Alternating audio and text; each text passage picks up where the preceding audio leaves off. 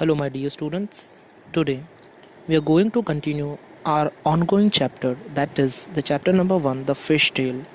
तो आज के इस सेशन में हम क्वेश्चन नंबर 11 देखेंगे, जिसका टॉपिक है right in the expanded notation. इस क्वेश्चन का मीनिंग है कि जो नंबर हमें दिया हुआ है ए, बी, सी और डी में, वो एक नंबर है जो कि लॉन्गेस्ट नंबर है। इसको हमें एक्सपांडेड नोटेशन में लिखना है। तो हम प्रीवियस क्लासेस में भी करते आए हैं, पर जो नंबर्स हम करते थे वो स्मॉलर नंबर्स होते थे जिनकी लिमिट अप टू 10,000 होती थी। तो these numbers are also very easy students. So let us look at our first question which is given 85 crore 33,48,925। Yes, I know that आपको प्रॉब्लम हो रही होगी इस नंबर को रीड करने में। तो आपकी प्रॉब्लम सॉल्व करने के लिए I have one solution. First of all, you have to make the underline on every digit of the number.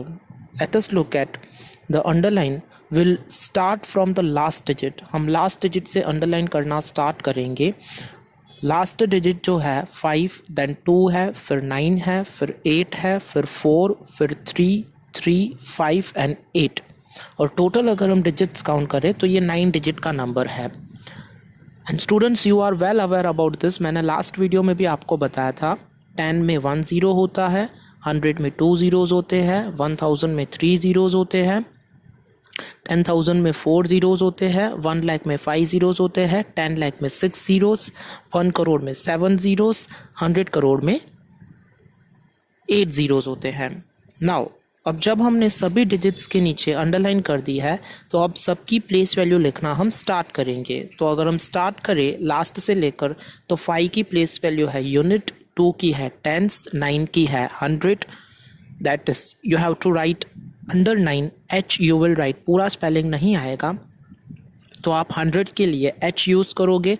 Then 1000 आएगा 8 के नीचे, अगेन 4 के नीचे 10,000, 3 के नीचे लाख, 3 के नीचे 10 लाख, 5 के नीचे 1 करोड़ एंड 8 के नीचे 100 करोड़ आपको अंडरलाइन करके लिखना है।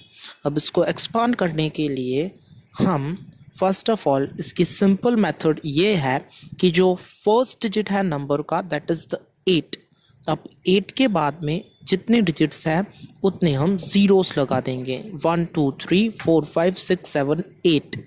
तो 8 के पीछे हम 8 ज़ीरोस लगाएंगे, फिर प्लस का साइन यूज़ करेंगे। देन अगेन 5 के बाद में जितने डिजिट्स है उतने हम ज़ीरोज़ यूज़ करेंगे। तो 7 डिजिट्स है तो 7 ज़ीरोज़ यूज़ होंगे, प्लस 3 के बाद में इसके अंदर 6 ज़ीरोज़ है तो हम 6 ज़ीरोज़ यूज़ करेंगे। देन अगेन 3 के बाद में 5 डिजिट्स है तो 5 ज़ीरोज़ लगाएंगे। 4 के बाद में 4 डिजिट्स है तो 4 ज़ीरोज़ लगेंगे। देन 8 के बाद में 3 डिजिट्स है तो 3 ज़ीरोज़ लगेंगे। 9 के बाद में 2 डिजिट्स है तो 2 ज़ीरोज़ लगेंगे। 2 के बाद में 1 डिजिट है तो 1 ज़ीरो लगेगा। एंड 5 के बाद में कोई भी डिजिट नहीं है, that is 5 is on the unit place, तो हम सिंपली 5 लिखेंगे। तो इसको जब मैं 1 बाय 1 रीड करूँ तो इसका प्रोनाउंसिएशन ये होगा 80 crore plus 550 lakh plus 30 lakh, sorry 80 crore plus 80 crore plus 5 crore plus 30 lakh plus 3 lakh plus 40,000 plus 8,000 plus 900 plus 20 plus 5। Let us look at our number 2। तो नंबर 2 में अगेन हम अंडरलाइन करेंगे। नाउ अंडरलाइन करके प्लेस वैल्यू लिखेंगे। तो unit, tens, 100, 1000, 10,000, lakh, 10 lakh and crore. ये नंबर करोड़ पे स्टॉप होता है, इसलिए इस नंबर का प्रोनाउंसिएशन होगा 8 करोड़ 25 लाख 38,201। और इसको जब हम एक्सपांडेड फॉर्म में लिखें तो हम फर्स्ट से लेकर लिखना शुरू करते हैं। तो फर्स्ट डिजिट हमारा 8 है, 8 करोड़ उसकी प्लेस वैल्यू है, दैट्स वाई 8 के बाद में 7 ज़ीरोज़ आएंगे, दैट इज़ फर्स्ट नंबर हमारा 8 करोड़ होगा। प्लस नेक्स्ट वन जो दिया हुआ है 2, उसकी प्लेस वैल्यू 10 लाख है, तो 2 के बाद में हम 6 ज़ीरोज़ लगाएंगे। देन अगेन 5 की प्लेस वैल्यू लाख है, तो 5 के बाद में 5 ज़ीरोस लगेंगे, दैट इज़ उसकी लैक है प्लेस वैल्यू, प्लस 3 के बाद में 4 डिजिट्स है तो 4 ज़ीरोस लगाएंगे तो 30,000 इज़ द आंसर। देन 8 की प्लेस वैल्यू 1000 है तो 3 ज़ीरोस लगेंगे। 200 की प्लेस वैल्यू 100 है तो 2 और फिर 2 ज़ीरोस लगेंगे। देन अगेन ज़ीरो की प्लेस वैल्यू 10 है, बट ज़ीरो को अगर हम 10 से मल्टीप्लाई करेंगे तो आंसर हमारा ज़ीरो ही आएगा। दैट्स वाई ज़ीरो की प्लेस वैल्यू भले ही 10 है पर हम ज़ीरो ही लिखेंगे सिंपली। देन अगेन 1 की प्लेस वैल्यू यूनिट है तो +1 लगेगा। Let us look at our question number C, that is again यहाँ पे एक बिगेस्ट नंबर दिया हुआ है जिसके अंदर डिजिट्स हमें दिए हुए हैं 10।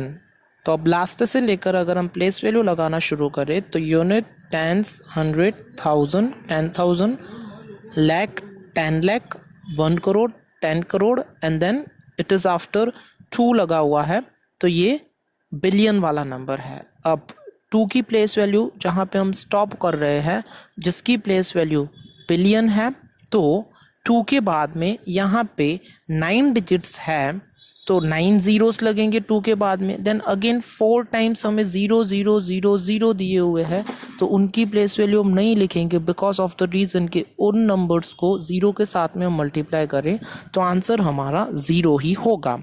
फिर आ जाए हम हमारे 6 प्लेस पे, तो 6 की प्लेस वैल्यू 10,000 है तो 6 इंटू 10,000 मीन 60,000 आएगा। 3 की प्लेस वैल्यू 1000 है तो 3000 आएगा, दैट इज 3 ज़ीरोस। देन 6 की प्लेस वैल्यू इज 100 तो 600 प्लस 7 की प्लेस वैल्यू इज 10 तो 70, and then stop. Plus zero हम नहीं लिखेंगे बिकॉज ऑफ द रीज़न कि ज़ीरो की अगर कोई भी प्लेस वैल्यू होती है वो हम इंक्लूड नहीं करते हैं। Let us look at our question number D. Again वही नंबर है जिसमें 10 डिजिट्स हैं तो simply will start from the first digit which is given as 8। 8 के बाद में 9 डिजिट्स है तो 9 ज़ीरोस लगेंगे, प्लस 5 के बाद में 8 ज़ीरोस है तो 8 ज़ीरोस लगेंगे, plus 0 0 0 3 times it is given, so will not right in the answer, and then after 7's place value is 1000, so we'll make it as 7000 plus 0 0, again will not write the place value, then after the last digit which is given is 5 जिसकी place value unit है तो हम 5 into 1 करेंगे, that is 5 हो जाएगा। Clear students? So here our question number 11 is finished. Let us look at our question number 12, which is write the numerals for each of the following. ये question previous question का reverse है because of the reason कि आपको इसके अंदर expanded form दिए हुए हैं, आपको इसका न्यूमेरल लिखना है यानी कि एक ही नंबर। Students, are you ready? So let us begin our first question. It is 60 lakh plus 3 lakh plus 90,000 plus 6,000 plus 200 plus 40 plus 7। I'll only recommend you students, मेरी यही एडवाइस है कि आप एक रफ पेपर लेके बैठो, रफ शीट लेके बैठो और ये जो नंबर्स हमें दिए हुए हैं 1 by 1 उनको ऐड करते जाना है। That is 60 lakh plus 3 lakh करना है, plus 90,000 plus 6,000 plus 200 plus 40 plus 7, और जो आप ऐड कर लोगे इसको तो आपका आंसर जो होगा लास्ट में वो होगा 63,96,247। चलिए अब हम देखते हैं क्वेश्चन नंबर 12 का बी नंबर का आंसर। तो इसके अंदर हमें फर्स्ट दिया हुआ है, देखिए यहाँ पे 2 के बाद में 7 ज़ीरोस दिए हुए हैं इसलिए ये नंबर जो है वो 2 करोड़ है, प्लस 8 के बाद में 6 ज़ीरोस दिए हुए हैं। कैन एनीवन से 6 ज़ीरोस कौन से नंबर के अंदर होते हैं? Yes exactly it is right, 10 lakh वाली प्लेस वैल्यू में 6 ज़ीरोस होते हैं। सो जो नेक्स्ट नंबर दिया हुआ है वो है 80 लाख, फिर 5 लाख, फिर 10,000, फिर 7,000 plus 70 plus 4। Okay, if you have the paper and pencil then इसको जब आप ऐड करोगे तो इसका आंसर आएगा 2 crore 51 lakh 7,074 is the correct answer. Again, next one you have to take the rough sheet and you have to write one by one number in the sequential order और आपको add करना है इस number को। तो जो first number हमें दिया हुआ है 4 के बाद में 9 zeros हैं, then again after 5 it is 8 zeros, then after 6 it is 6 zeros plus 7000 plus 4। इस नंबर को आप ऐड करना स्टार्ट करोगे तो आपका आंसर जो आएगा वो 10 डिजिट्स में आएगा। So if will write the answer, so 4506007004 is the correct answer. Then let us look at our question number last, it is the D number. तो 70 के बाद में 6 zeros दिए हुए हैं, इट मीन्स ये 70 लाख है plus 40 lakh plus 6 lakh plus 500 plus 7. Then if we'll add the answer, you will get it at last. It is 74,60,507 is the correct answer. Yes, I know. जो नेक्स्ट क्वेश्चन हम देखेंगे वो सबका फेवरेट क्वेश्चन है, question number 13। इसमें सिर्फ छोटा सा ट्विस्ट है कि जो अभी तक आप 4 और 5 डिजिट्स वाले नंबर्स का एडिशन करते थे, इसमें +2 या +3 डिजिट्स इंक्रीज कर दिए गए हैं। इट मीन्स ये लॉन्गेस्ट नंबर्स का डिवीजन है। ये भी बहुत सिंपल क्वेश्चन है, इसके अंदर भी हमें सिर्फ इंस्ट्रक्शंस को फॉलो करना है। यस आई नो दैट आप सबको ये बहुत अच्छी तरह से क्वेश्चन आता है, तो भी इसके हम रूल्स एक बार देख ले। तो क्वेश्चन नंबर 13 के अंदर जो हमें सम करना है, दैट इज एडिशन करना है, वो हम लास्ट से स्टार्ट करेंगे। We are not doing the addition and subtraction from the first, we are starting from the last। तो लास्ट से अगर हम स्टार्ट करें इसको ऐड करना, तो 5 + 5 is 10, तो 0 आएगा। इसका यूनिट प्लेस पे जो डिजिट होगा वो 1 हो जाएगा कैरी पे। फिर 1 + 1 + 2 it is the 4, then 3 + 4 it is 7, then 0 + 9 it is 9, then again 9 + 3 it is 12, तो 2 आएगा, 1 कैरी पे चला जाएगा। then 1 + 8 + 7 it's 16, और 16 का 1 हो जाएगा carry, then 1 + 6 it is the 7। let us look at our question number B। तो जिसके अंदर हमें दिया हुआ है 6 + 3, 6 + 3 is 9, 1 + 0 is 1, 2 + 9 is 11, तो 11 का 1 कैरी हो जाएगा। then 1 + 5 + 2 it is the 8, now 2 + 3 it is 5, then 8 + 2 is 10, तो 0 और 1 कैरी हो जाएगा, and 1 + 3 is 4 and 4 + 4 is 8। let us look at our question number C। so 0 + 9 it is 9, 8 + 7 is 15 का 1 कैरी हो जाएगा, तो 1 + 1 + 2 इसका 4 आंसर होगा। 6 + 9 is 15, 15 का 5 इधर नीचे आएगा, 1 चला जाएगा कैरी में, then 1 + 5 is 6 and 6 + 2 is 8, then 4 + 7 it is 11, then 1 + 3 + 1 it is 5, then 6 + 8 is 14, 14 का 4 आएगा इधर, और 1 + 2 + 4 it is 7। let us look at our question number D। yes it's also very simple।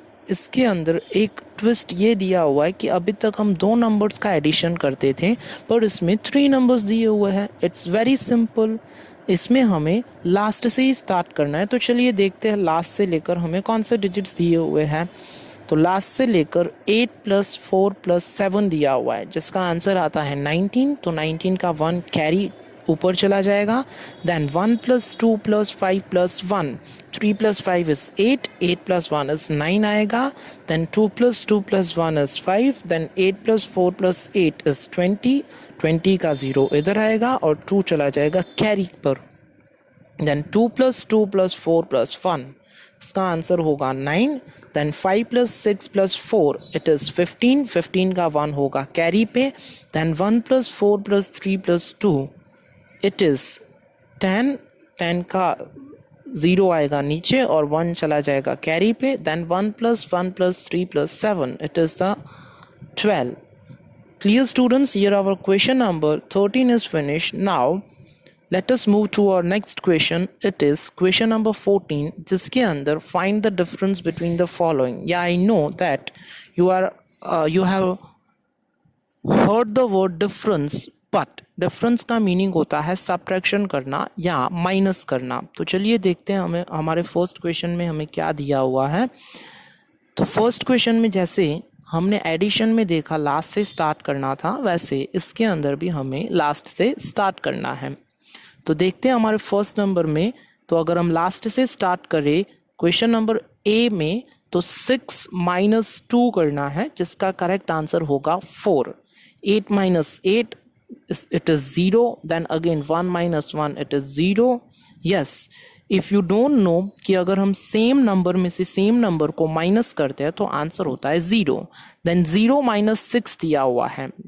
Don't worry students, हम 0 को पास में से एक डिजिट कैरी लेके 10 कर देंगे और जो पास में हमें 2 दिया हुआ है उसको कट करके 1 कर देंगे। Simple students, up 10 minus 6 is very easy. We'll count on the finger. If 4 will be deducted from 10, the answer is if 6 will be deducted from 10, the answer is 4. Then again 1 minus 2 is not possible because we are subtracting smaller number from the bigger numbers. So 1 में से 2 नहीं हो पाएगा subtract, तो इसको भी again हम 1 carry लेके 11 कर देंगे। 11 माइनस 2 होगा 9। देन फिर से जो हमने कैरी दिया हुआ था 6 को 15 बनाने के लिए, तो 15 माइनस 8 होगा 7, एंड जो 5 का हमने 4 किया है तो 4 minus 1 is 3, 8 minus 8 is 0 and 4 minus 3 is 1। Let us come to our question number B, जिसके अंदर हमें अगेन लास्ट से स्टार्ट करना है। तो इसके अंदर 9 माइनस 9 करना है, जिसका आंसर 0। दैन 2 दिया हुआ है, 2 में से 5 इज़ नॉट पॉसिबल, तो 2 का कर देंगे हम 12। 12 माइनस 5 इज़ 7, देन 8 का हो जाएगा 7। Again 7 minus 9 is not possible, so will make it as 17। 17 minus 9 is 8। Then 17 को जो हमने 1 कैरी दिया था वो 7 में से दिया था, वो हो गया था 6। अब उसका हमें 16 कर देना पड़ेगा, तो 16 माइनस 9 इज 7। अगेन इस 7 को जो हमने 6 किया था और जिसका 16 बनाया था वो हमने 4 में से कैरी दिया था, तो 4 का हो जाएगा 3, जो again 3 minus 3 is possible. 3 minus 3 का आंसर आएगा 0। फिर जो हमें 5 दिया हुआ है उस 5 का हम 15 कर देंगे, because 5 minus 9 is not possible. तो 15 में से 9 को अगर हम माइनस करें तो आंसर आएगा 6। देन 9 का हो जाएगा 8, बिकॉज हमने 15 को 1 कैरी दिया था, तो 8 माइनस 8 इज़ 0, एंड देन 1 उसके नीचे कुछ भी नहीं दिया हुआ, माइनस का साइन दिया हुआ है, तो 1 आएगा एज इट इज। यार question number 2 is finish. Let us look at our question number C, जिसमें हमें करना है 9 माइनस 3। 9 minus 3 is 6। ओके, 6 में से 8 माइनस नहीं हो पाएगा, तो इसके अंदर हमें 6 का 16 कर देना है। पास में जो हमें नंबर 1 दिया हुआ है उसका हो जाएगा 0, तो 16 माइनस 8 करें तो आंसर आएगा 8। Then 10 minus 4 is 6। देन पास में अगर हम देखें तो इट इज़ गिवन एज 9। 9 को कट करके कर देंगे हम 8। 8 माइनस 7 इज़ 1, एंड इसके पास में दिया हुआ है हमें नंबर 2। 2 को कट करके हम कर देंगे 12, because 2 minus 3 is not possible. Remember students, हम जब भी माइनस कर रहे हैं तो माइनस ऑलवेज लार्जर नंबर में से स्मॉलर नंबर हो रहा है, तो here 2 minus 3 is not possible, that's why will make it as 12। जो कैरी हम 1 लेंगे वो पास में जो हमें डिजिट दिया हुआ है 5 उसमें से लेंगे, तो 5 का हो जाएगा 4। Again 4 minus 9 is not possible, तो उसको भी हम कैरी करके 14 कर देंगे, जो कि हम 1 कैरी लेंगे 7 में से, उसका हो जाएगा 6। Now 14 minus 9 is 5, 6 minus 6 is 0, 3 minus 1 is 2, and 2 minus 2 is 0। Let's come to a question number D. तो अब तक आपको समझ में आ गया होगा कि हम कैसे सब्ट्रैक्शन कर रहे हैं। तो स्टूडेंट्स, डी में अगर हम देखें तो 5 में से हमें 4 को माइनस करना है. It's very simple because 5 is larger number and 4 is smaller number. तो 5 minus 4 is 1, then 6 minus 8 is not possible, so we'll make it as 16. तो 16 में से हम 8 को माइनस करें तो आंसर आएगा 8 एंड 7 में से 3 को माइनस करें. वेट, बट 7 में से हमने 1 कैरी दिया है 16 को, तो 7 का हमने कर दिया था 6, तो 6 minus 3 is 3. देन 9 minus 5 करेंगे तो answer will be 4. Then 3 minus 8 is not possible, so we'll take 1 carry from 0. Okay, 0 के पास तो कुछ भी नहीं है तो कैरी नहीं दे सकता है. तो स्टूडेंट 0 का आप 10 कर दोगे पहले 9 में से कैरी करके, और 10 का फिर हम 9 कर देंगे और उसमें से 1 कैरी हम देंगे. पास में जो 3 नंबर दिया हो उसे हम 13 बना देंगे. तो 13 minus 8 is 5. Then 9 minus 7 is 2. And 9 का हमने 8 कर दिया था क्योंकि पास में 0 के पास कुछ नहीं था 3 को देने के लिए, इसीलिए. अब 8 minus 9 is not possible, so we'll take 1 carry. हम 1 कैरी लेंगे, पास में जो नंबर हमें दिया हुआ है 8, जिसका हम कर देंगे 7. तो 8 का हम 18 कर देंगे. क्यों? क्योंकि 8 में से 9 पॉसिबल नहीं है. तो अगेन अगर हम देखें तो 18 में से 9 वो हो पाएगा because 18 is larger and 9 is smaller. तो 18 minus 9 is 9 and 7 minus 6 is 1. Dear students, here we have easily cleared our next question, that is the question number 14, जो कि था subtraction. Let us come to our 15 number question. It is solve these, that is the word problems. ये word problems के अंदर हमें या तो plus करना है या माइनस करना है या मल्टीप्लाई करना है या डिवाइड. बट वेट स्टूडेंट्स, इस चैप्टर के अंदर तो हमने मल्टीप्लाई एंड डिवीजन देखा ही नहीं, तो आपको सिर्फ प्लस या माइनस ही करना है. Okay, I will explain you one by one sums.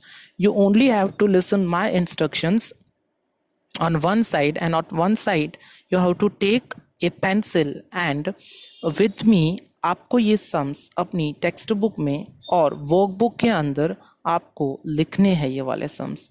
Ready students? So I'm reading the first question. It is, a man bought a plot of land for rupees 3,53,900. He spent rupees 4,25,215 on building materials and 89,350 rupees on labor to build the house. How much money did he spend in all? तो in this question एक man है जिसने एक land ली है जिसकी value हमें दी हुई है. उसने उसके ऊपर कुछ अमाउंट स्पेंड की है बिल्डिंग खड़ी करने के लिए और लेबर को चार्जेस दिए हुए हैं. और लास्ट में हमें ये फाइंड करना है कि how much money did he spend in all, और सब कुछ टोटल मिला के उसने कितनी अमाउंट स्पेंड की है. तो डियर स्टूडेंट्स, इसके अंदर हम लैंड, मटेरियल और लेबर की जो वैल्यू हमें दी है उनका टोटल करेंगे वन बाय वन. हम क्योंकि ये वर्ड सम्स है इसलिए हमें स्टेटमेंट के फॉर्म में लिखना पड़ेगा. हम सिंपली ऐड नहीं करेंगे, जो वैल्यू हम लिखेंगे उसके पास में हमें लिखना पड़ेगा कि वो किसकी वैल्यू है. तो फर्स्ट वन जो हमें दिया हुआ है इट इज़ 3,53,900. जो सेकंड वन हमें दिया है उसके सामने हम लैंड लिखेंगे. सेकंड वन जो दिया है 4,25,250, तो उसके सामने हम मटेरियल लिखेंगे. एंड 89,350 उसके सामने हम लेबर लिखेंगे. अब इन तीनों का जब हम टोटल करते हैं, लास्ट से स्टार्ट करेंगे, तो इसका टोटल होता है 8,68,500. सो टोटल उस मैन ने इतनी अमाउंट स्पेंड की है अपनी लैंड के ऊपर बिल्डिंग और लेबर को मिला के कंस्ट्रक्शन के लिए. Let us look at our question number B. It is, the difference of two numbers is 40,25,218. If the smaller number is 1,42,37,925, find the larger number. Here word difference means कि जब हम larger number में से smaller number को subtract करते हैं तो जो आंसर आता है वो होता है. तो यहाँ पर भी हमें यही दिया हुआ है कि एक लार्जर नंबर है जिसमें से हमने स्मॉलर नंबर को माइनस किया है, तो उसका जो डिफरेंस हो रहा है वो है 40,25,218. अब हमें वो नंबर्स का माइनस करने के बाद में हमें कुछ दिया हुआ है, और फिर हमें दिया है इफ़ द स्मॉलर नंबर, अगर स्मॉलर नंबर 1,42,37,925 है तो लार्जर नंबर कौन सा है। तो definitely students in this one we will, अब जब स्मॉलर नंबर और डिफरेंस हमें दिया हुआ है तो सिंपली हम यही करेंगे कि स्मॉलर नंबर प्लस डिफरेंस जब हम करेंगे तो जो आंसर आएगा वो हमारा लार्जर नंबर होगा। तो हम अगर सबसे फर्स्ट 1,42,37,925 लिख रहे हैं तो उसके नीचे हमें प्लस डिफरेंस लिखना पड़ेगा, दैट इज़ 40,25,218। इन दोनों का एडिशन करके आंसर आता है 1,82,63,143, जो कि हमारा लार्जर नंबर होगा। Let us look at our question number C. It is the expenditure of a company was 82,93,875 in 2007. If the present expenditure is 1,22,83,210, find the increase in the expenditure. इस question का हम meaning समझे तो एक company है जिसने 2007 year के अंदर 82,93,875 रुपीज़ का एक्सपेंडिचर किया था, यानी कि खर्चा किया था, और प्रेजेंटली यानी कि अब भी उसका एक्सपेंडिचर है 1,22,83,210 रुपीज़। अब हमें 2007 से लेकर अभी तक का प्रेजेंट एक्सपेंडिचर जो अमाउंट हमें दी हुई है डेफिनेटली 83 लाख से बड़ी तो 1 करोड़ वाली ही फिगर हो गई। तो कंपनी का एक्सपेंडिचर 2007 से लेकर अभी तक इंक्रीज हुआ है, वो कितना इंक्रीज हुआ है वो हमें फाइंड करना है। सो स्टूडेंट्स हम यहाँ पर जो ग्रेटर नंबर है यानी कि 1,22,83,207 पहले लिखेंगे, उसके सामने लिखेंगे प्रेजेंट एक्सपेंडिचर क्योंकि वो अभी का एक्सपेंडिचर दिया हुआ है, और उसमें से हम सब्ट्रैक्ट करेंगे 82,93,875 जो कि 2007 का एक्सपेंडिचर था। अब इनको सब्ट्रैक्ट करने के बाद में आंसर आ रहा है 39,89,335, जो कि हम ये बोल सकते हैं कि it is the increase in the expenditure. Okay students कि 2007 से लेकर अभी तक का कंपनी का एक्सपेंडिचर 39,89,335 रुपीज़ इंक्रीज हुआ है। Now let us look at our question number D. It is the population of a country in 2001 was 62 crore 35 lakh 26,170. The present population is 82 crore 20 lakh 16,345. Find the increase in population. Again question number C जैसा ही हमें दिया हुआ है कि 2001 के अंदर किसी कंट्री की पॉपुलेशन 62 करोड़ थी और प्रेजेंट पॉपुलेशन 82 करोड़ समथिंग है। तो स्टूडेंट्स यहाँ पे 2001 से लेकर प्रेजेंट मतलब अभी तक पॉपुलेशन इंक्रीज हुई है, हमें फाइंड करना है कि कितनी पॉपुलेशन इंक्रीज हुई है। तो definitely will do the same as we have done in question number C. जो अभी की करंट पॉपुलेशन है which is 82 crore 20 lakh 16,345 minus 62 crore 35 lakh 26,170 को सब्ट्रैक्ट करना है। अब उसके सामने हमें लिखना है कि वो 2001 की पॉपुलेशन थी, इन 2001 हम सामने लिखेंगे। तो if will subtract these we will get 19 crore 84 lakh 90,175 जो कि पॉपुलेशन के अंदर इंक्रीज हुआ है। So here we have cleared all our word sums. Let us look at our question number next, that is question number 16 जो हमें दिया हुआ है। Again it is the word sum but इसको हमें orally solve करना है। तो students it's very simple, first हम क्वेश्चन को समझेंगे then we'll try to solve it.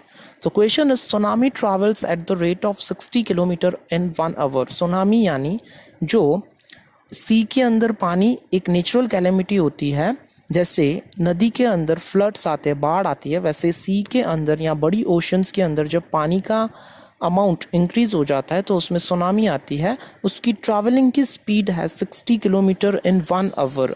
Now answer the following question. So students, आपके पास में रफ पेपर और पेंसिल तो है ही, तो आपने ये लिखना है कि 1 hour is equals to 60 kilometre, यानी सुनामी की स्पीड है 1 आवर के अंदर 60 किलोमीटर्स की।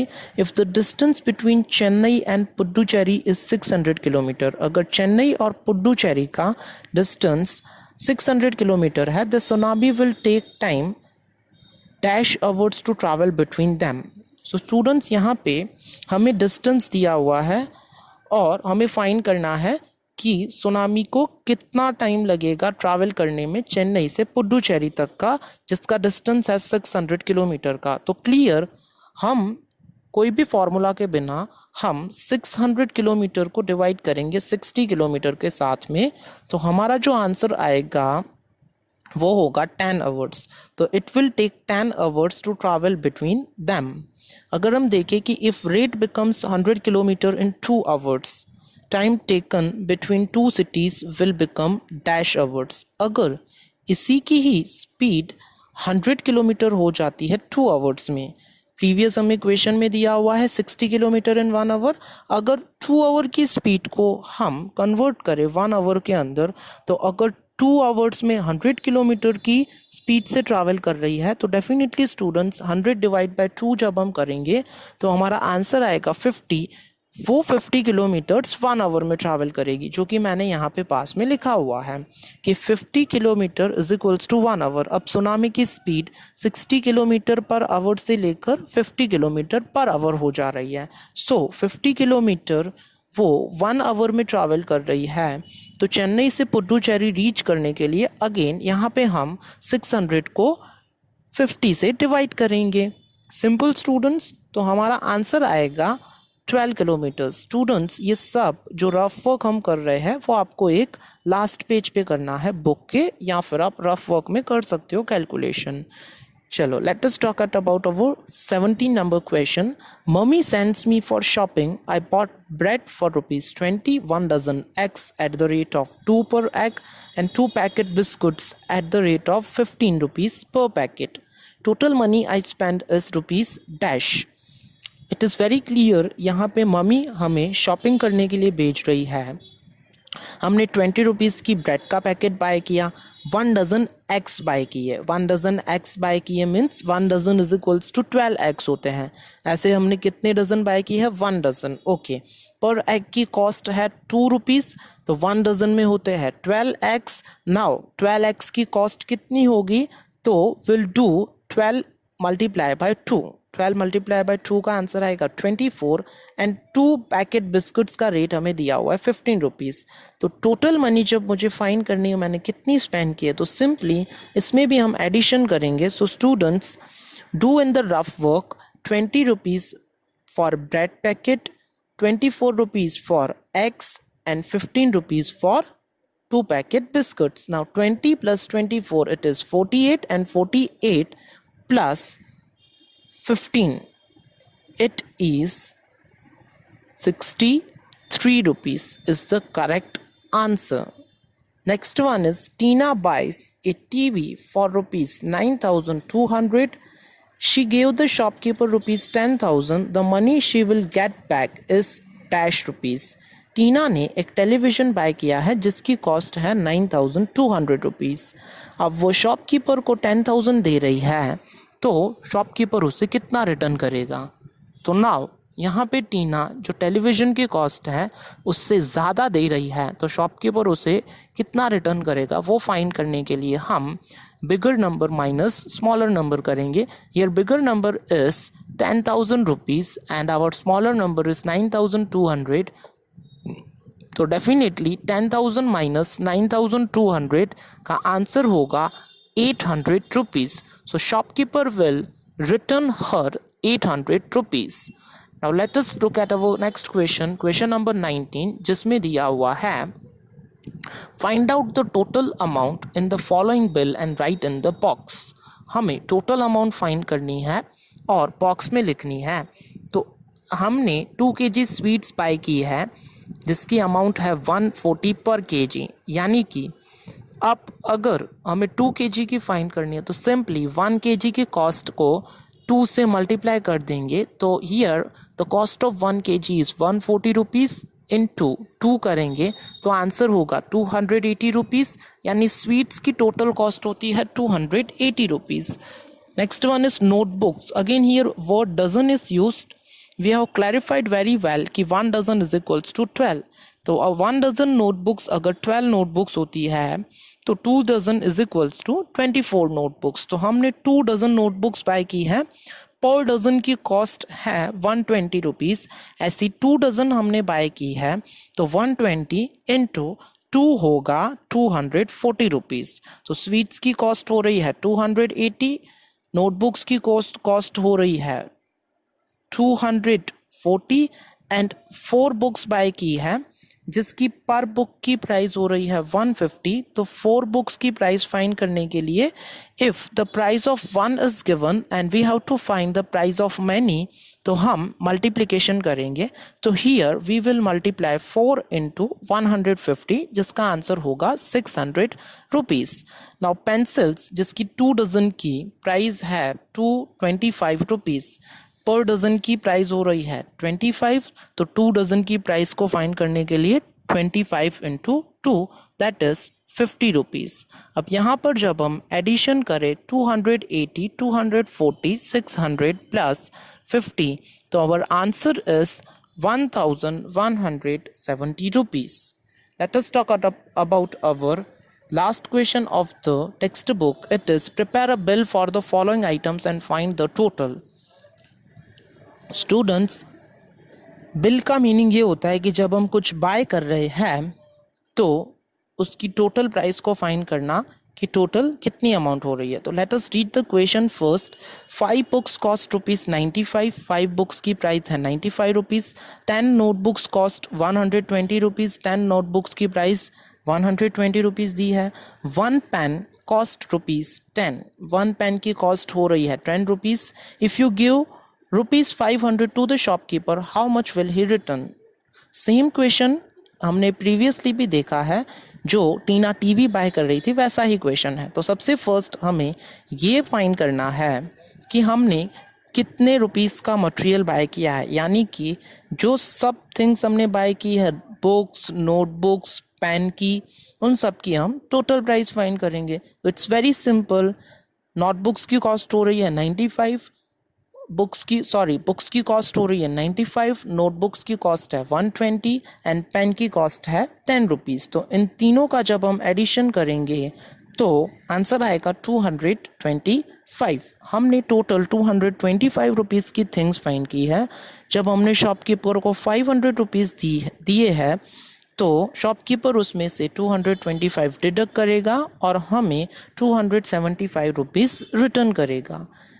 So students, here our chapter number 1 in the textbook it is finished.